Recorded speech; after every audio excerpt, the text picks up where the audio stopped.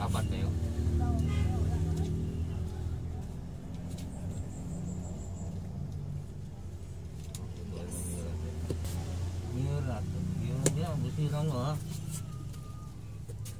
Hindi mo pa kalimtan, Miyalta.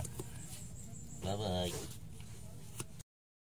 Ayan guys, yun yung halimbawa ng tinatawag nilang gapangan. Ayan, 4,000 para sa 4 na tao. Bubutuhin lang yung mayor. Ayan, o diba nako 4,000 kami.